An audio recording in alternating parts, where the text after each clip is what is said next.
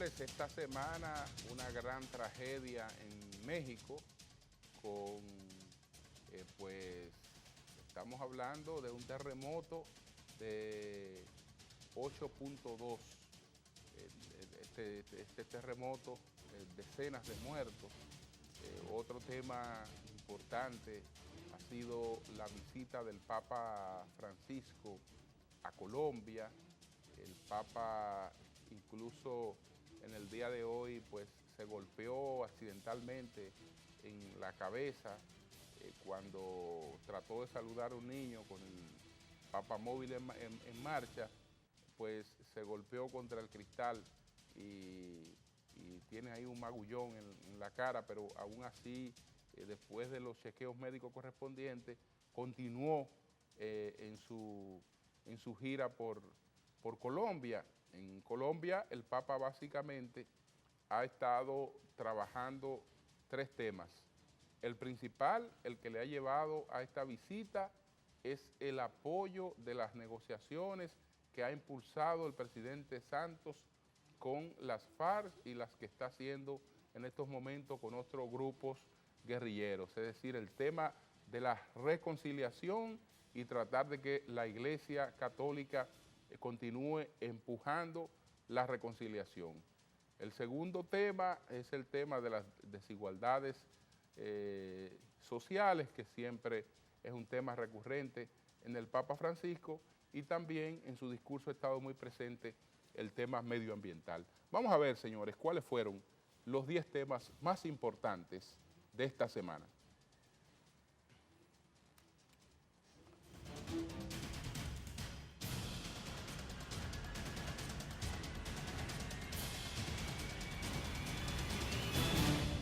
El poderoso huracán Irma dejó al menos 15 muertes a su paso por el Mar Caribe, donde se reportaron grandes daños e infraestructuras.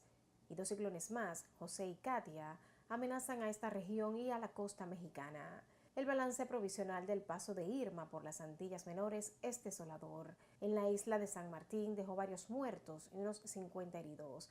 En Barbuda 1, donde se reportan daños materiales por $100 millones, y se calcula que el 90% de la población perdió sus hogares. En San Cristóbal y Nieves se registraron graves daños en viviendas y edificios, y en Anguila se habla de un muerto y daños a estructuras incalculables. Asimismo, en Santo Tomás, en las Islas Vírgenes Británicas, se informó de unos 6 muertos. De su lado, el gobernador de Puerto Rico, Ricardo Rosselló, informó de la muerte de 3 personas, la caída de árboles y postes eléctricos, y que más de 1 millón de abonados no cuentan con electricidad y 221.214 no tienen servicio de agua. Miles de personas desplazadas, apagones, vuelos cancelados, comunidades incomunicadas, árboles en las carreteras y calles anegadas fueron parte de las huellas del huracán Irma a su paso por las costas del este, noreste y norte del país, antes de que el fenómeno con vientos sostenidos de 295 km por hora cambiara su rumbo hacia la vecina isla de Cuba y la Florida. Debido a las fuertes lluvias, las provincias de Santiago, Puerto Plata, Samaná, María Trinidad Sánchez, La Altagracia y Punta Cana fueron las más afectadas por las inundaciones. Asimismo, miles de tareas sembradas de arroz, plátanos, guineos y otros frutos menores fueron afectados. El Centro de Operaciones de Emergencia informó que producto de las lluvias que dejó a su paso por el país el huracán Irma, aumentó a 24.076 el número de personas que han sido desplazadas. De ellas, 10.701 albergues oficiales. El general Juan Manuel Méndez, director del organismo, explicó que 2.683 viviendas resultaron afectadas y 114 totalmente destruidas. Asimismo, informó que hasta el momento hay 25 zonas incomunicadas, 30 acueductos afectados y 3 puentes colapsados. En tanto, Iris Guava, quien dirige el Plan Social de la Presidencia, y Nicolás Calderón, de los Comedores Económicos, explicaron que a los damnificados de los refugios se les abasteció de comida, colchones, agua potable y otros insumos.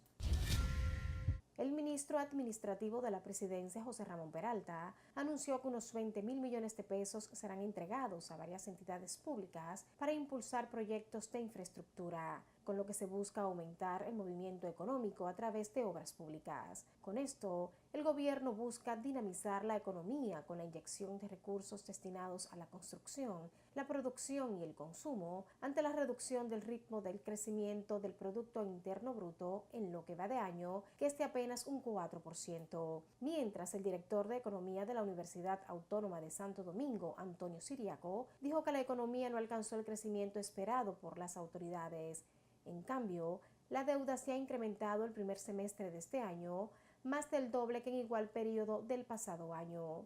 El economista expresó que el crecimiento económico de un 4% en el primer semestre del año debe generar preocupación, puesto que en comparación a años anteriores el crecimiento fue mayor.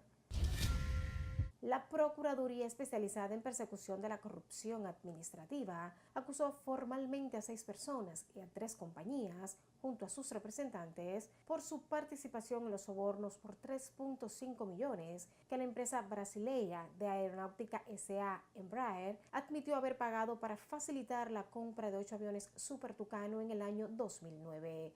La acusación fue presentada en contra del exministro de las Fuerzas Armadas, Mayor General retirado Rafael Peña Antonio, el exdirector de Proyectos Especiales de la Fuerza Aérea Dominicana, Coronel Carlos Piscini Núñez, los empresarios Daniel Aquino Méndez y Daniel Aquino Hernández, Israel Abreu Rosario y Félix Telor Beberroa, así como las empresas Embraer Magic Corp, SRL y 4D Business Group.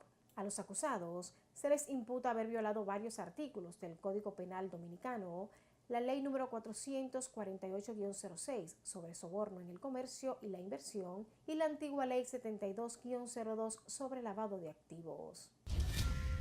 La jueza Yudelka Buret Marcano del Juzgado de Atención Permanente de la provincia de Duarte dictó 3 meses de prisión preventiva para Marlin Martínez, acusada de la desaparición y asesinato de la joven Emily Peguero, de 16 años, y que tenía 5 meses de embarazo. Buret Marcano acogió en todas sus partes el pedimento del Ministerio Público, que solicitó declarar el caso complejo e imponer 3 meses de prisión preventiva a Martínez, a cumplirlos en el Centro de Corrección y Rehabilitación Rafael Mujeres en Santiago. Asimismo, el Tribunal de Atención Permanente del Distrito Judicial de Duarte dictó 3 meses de prisión preventiva como medida de coerción a Bolívar Ureña, alias El Boli, acusado de trasladar el cadáver de la adolescente Emily Peguero a una comunidad de Moca, por lo que habría cobrado la suma de 100,000 pesos de parte de Marlin Martínez. El Boli cumplirá la condena en el Centro Correccional Vista al Valle, ubicado en San Francisco de Macorís. El Tribunal Superior Administrativo fijó para el próximo lunes la audiencia en la que se conocería el recurso depositado por el Cabildo de Santo Domingo Norte, la designación de un administrador judicial para el vertedero de Duquesa. La medida cautelar estaba fijada para el miércoles 30 del pasado mes, pero se aplazó para que los abogados de la empresa Lajún tuvieran conocimiento de los documentos que avalan el pedido de la medida cautelar, que tiene como fondo la suspensión del contrato entre esa entidad y la empresa administradora de Duquesa. El Cabildo de Santo Domingo Norte interpuso un recurso para que la justicia designe un administrador judicial que se encargue del vertedero de Duquesa mientras se decide la rescisión del contrato con la empresa Lajún.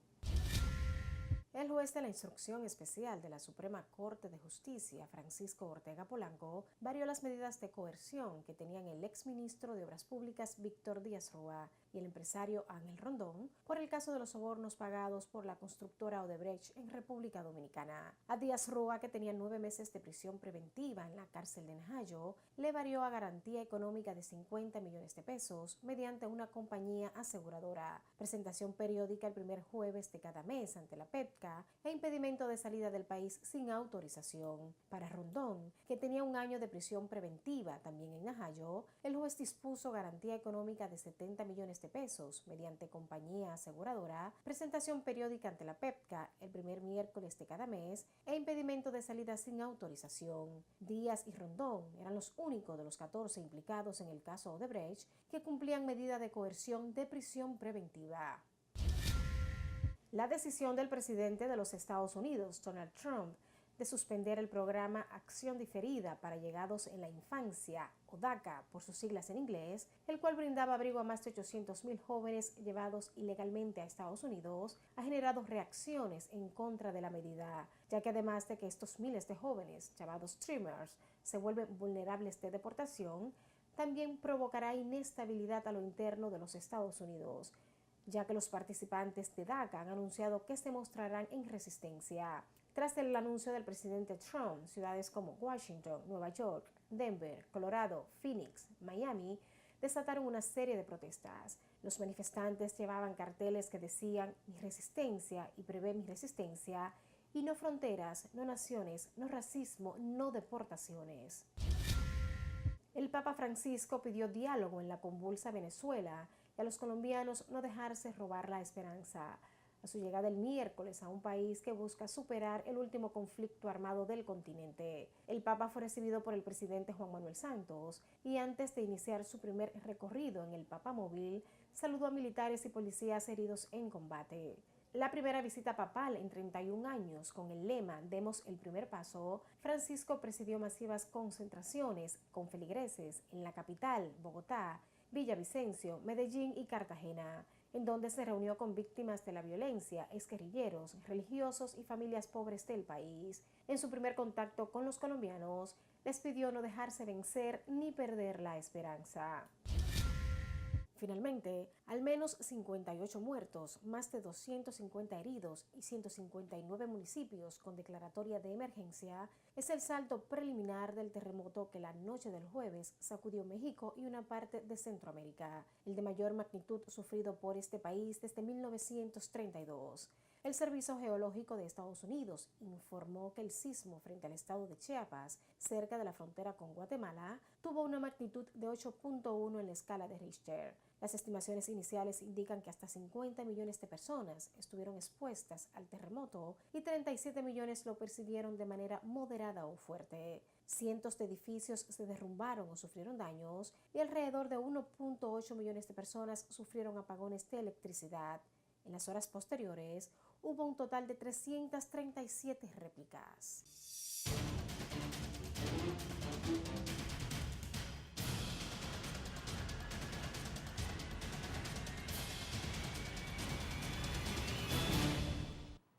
Bueno, señores, muy lamentable la situación que se vivió en México con ese terremoto.